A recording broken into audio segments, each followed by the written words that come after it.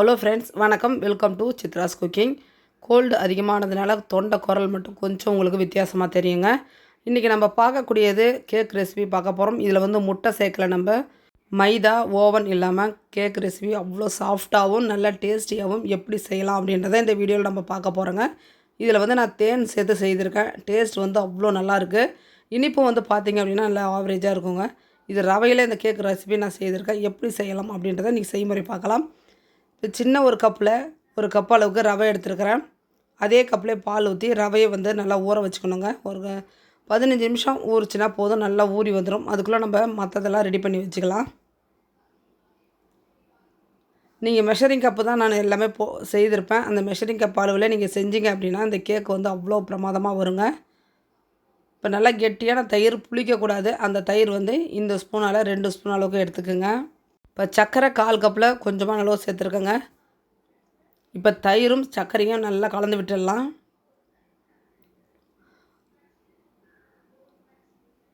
சர்க்கரை வந்து லைட்டாக கலந்து விட்டால் போதும், கரையணும் அப்படின்ற அவசியம் இல்லைங்க. இப்போ பெரிய கப்பில் 1 கப் அளவுக்கு கோதுமை மாவு எடுத்துருக்கேன்.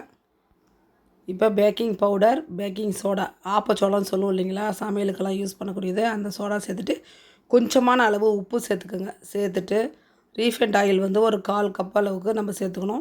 எல்லாமே மெஷரிங் கப்பு பார்த்தா உங்களுக்கு தெரியும். இதே கப் அளவில் சேர்த்துக்குங்க. அதே கப்பாலே 1 கப் அளவுக்கு பால் இதில் நான் சேர்த்துருக்கேங்க. அது வந்து வீடியோவில் வந்து ஸ்கிப் ஆகி போயிடுச்சு. அதனால் பால் சேர்த்துட்டு நல்லா கலந்து விடுங்க. மறுபடியும் வந்து கொஞ்சம் மாவு திக்காக இருக்குது. மறுபடியும் ஒரு 1/4 கப் அளவுக்கு பால் சேர்த்துட்டு நல்லா மாவை வந்து கலந்து விடுங்க. கொஞ்சம் மாவு வந்து நம்மளுக்கு லூஸ் ஆகிட்டு வரும். நல்லா கலந்து எடுத்து வச்சுட்டு 2 பழுத்த வாழைப்பழம் எடுத்துக்கோங்க. அதை கட் பண்ணி மிக்ஸி ஜாரில் சேர்த்துக்கலாம். நீங்கள் எந்த பழம் வேணாலும் எடுக்கலாம். ஆனால் பழம் வந்து நல்லா பழுத்த பழமாக இருக்கணும். சின்ன சின்ன பீஸாக கட் பண்ணிவிட்டு நம்ம ஃபஸ்ட்டு ஊற வச்சோம் இல்லைங்களா, ரவை பால் ஊற்றி ஊற வச்சோம், அந்த ரவையை வந்து அதில் சேர்த்துடணும். உங்களுக்கு வாசனைக்கு தேவை அப்படின்னா நீங்கள் வெண்ணிலா எசன்ஸ் சேர்த்துக்கலாம், இல்லை ஏலக்காய் பொடி சேர்க்கலாம். நான் வாசனைக்கு எந்த ஒரு பொருளுமே இந்த கேக்கில் சேர்க்கவே இல்லைங்க. இதில் கொஞ்சமான அளவு பால் சேர்த்துட்டு இப்போ இந்த வாழைப்பழம், ரவை இது 2த்தையும் நல்லா நைஸாக அரைச்சி எடுத்துகிட்டு வந்துடலாங்க. பாருங்கள், இந்த அளவுக்கு நல்லா நைஸாக இருக்கணும். இப்போ நம்ம கோதுமை மாவோட இந்த பழத்தையும் அதில் சேர்த்து நல்லா கலந்து விட்டுடலாம். இந்த வாழைப்பழம் சேர்த்து நம்ம கேக் ரெசிபி செய்யும் போது அந்த பனானா ஃப்ளேவர் வந்து நம்மளுக்கு ரொம்ப நல்லாயிருக்கும். இந்த பனானா ஃப்ளேவர் பிடிக்காதவர்கள் நீங்கள் வந்து வெண்ணிலா எசன்ஸோ இல்லை உங்களுக்கு பிடிச்ச எசன்ஸோ நீங்கள் சேர்த்துக்கலாங்க. இதில் பட்டர் வந்து லைட்டாக உருக்கிட்டு பட்டரும் வந்து நான் சேர்த்துக்கிறேன். நம்ம தயிர் சேர்த்தோம் இல்லைங்களா, அதே மெஷரிங் கப்பில் 2 கப் அளவுக்கு நான் வந்து பட்டர் சேர்த்துக்கிறேன். இது கூடவே கொஞ்சமான அளவு தேன் சேர்த்துக்கிறேன். அதுவும் வந்து நம்ம தயிர் சேர்த்தா அந்த மெஷரிங் கப்பில் 1 கப் அளவுக்கு தேன் சேர்த்துட்டு நல்லா கலந்து விடுங்க. ஆரஞ்சு பழத்தை பாதி கட் பண்ணிவிட்டு அந்த சாரும் நல்லா பிழிஞ்சு விட்டீங்க அப்படின்னா கேக்கு நல்லா பஞ்சு மாதிரி சாஃப்டாக, சாப்பிட்றதுக்கு டேஸ்ட்டு அந்தளவுக்கு அருமையாக இருக்கும். கண்டிப்பாக நீங்கள் வந்து ஒரு ஆரஞ்சு பழம் வந்து சேர்த்துக்குங்க. அந்த சாரும் சேர்த்து நல்லா கலந்து விட்டுட்டு இதில் நட்ஸ் எல்லாம் நம்ம சேர்த்துக்கலாம். உங்கள் விருப்பம். நீங்கள் ரூட்டி ஃப்ரூட்டி இருந்தாலும் சேர்க்கலாம், இல்லை நட்ஸ் எதுவாக இருந்தாலும் நீங்கள் சேர்க்கலாங்க. நான் முந்திரி பருப்பு நல்லா இடிச்சிட்டு சேர்த்துருக்கேன். காய்ந்த திராட்சையும் வந்து அந்த மாவில் சேர்த்துருக்கேன்.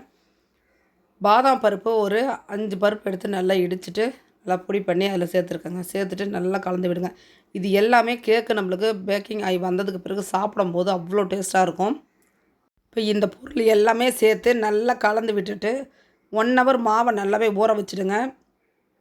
மேக்ஸிமம் 45 நிமிஷம் ஆகுது மாவு வந்து நல்லா ஊறணும். அதன் பிறகு வந்து நம்ம கிண்ணத்தில் சேர்த்துட்டு நம்ம வந்து குக்கரில் வச்சு எடுத்துக்கலாம். நாம் இப்போ குக்கர் வந்து பேக் பண்ணி எடுக்க போகிற கிண்ணத்தில் வந்து நெய் சேர்த்துட்டு ஃபுல்லாக அப்ளை பண்ணி விட்டுடுங்க. பட்டர் இல்லை நெய் எது வேணால் நீங்கள் சேர்த்துக்கலாம். அப்படி இல்லைன்னா வாசனை இல்லாத எண்ணெயும் சேர்த்துக்கலாம். சேர்த்து கிண்ணத்தில் ஃபுல்லாக ஆயில் அப்ளை பண்ணிவிட்டு நம்ம ரெடி பண்ணி வச்சுருக்கக்கூடிய மாவு வந்து அந்த கிண்ணத்தில் வந்து சேர்த்துக்கோங்க. கிண்ணத்தில் பாதி அளவு மாவு தான் நீங்கள் சேர்க்கணும். ஃபுல்லாக சேர்த்திங்க அப்படின்னா மாவு வந்து கேக்கு பொங்கி வரும்போது ரொம்ப வெளியில் வரும். அதனால் அரை கிண்ணம் அளவுக்கு மாவை சேர்த்துருங்க. பாருங்கள், 5 ஒரு கிளாஸில் வச்சுருக்கேன். மொத்தம் 6 வச்சுருக்கிறேன். இப்போ குக்கர் வந்து 15 நிமிஷம் நல்லா ஹீட் பண்ணியாச்சுங்க. ஹையில் வச்சு நல்லா ஹீட் பண்ணி வச்சுருக்கேன். அதில் வந்து நம்ம இந்த பிளேட்டை வச்சுட்டு குக்கரை வந்து மூடிடணும். 45 நிமிஷம் நீங்கள் நல்லா லோ சிம்மில் வச்சுருங்க. 45 நிமிஷம் வச்சு எடுத்திங்கன்னா சூப்பரான கேக் நம்மளுக்கு ரெடி ஆகிடுச்சிங்க. நம்ம இதில் முட்டையோ மைதாவோ இல்லை வந்து ஓவனோ எதுவுமே இல்லை. ஆனால் எந்த அளவுக்கு பஃபியாக வந்து கேக்கு நம்மளுக்கு ரெடியாகி வந்துருச்சு. லைட்டாக ஒரு கம்பி வச்சு பார்த்தீங்க அப்படின்னாலே தெரியுமா கேக்கு வந்து நம்மளுக்கு வெந்து வந்துருச்சா இல்லையான்ட்டு. வேகலை அப்படின்னா வந்து ஒட்டும் நம்மளுக்கு அந்த கம்பியில். நம்மளுக்கு எதுவுமே ஒட்டவே இல்லை, கேக்கு நல்லாவே வெந்து வந்துடுச்சு. இப்போ நம்ம பவுலில் ஊற்றி வச்சு அந்த மாவை எடுத்துடலாம். எந்த அளவுக்கு நல்லா சூப்பராக வெந்து வந்திருக்கு பாருங்கள். நல்லா ப்ரௌனிஷாக இருக்குது.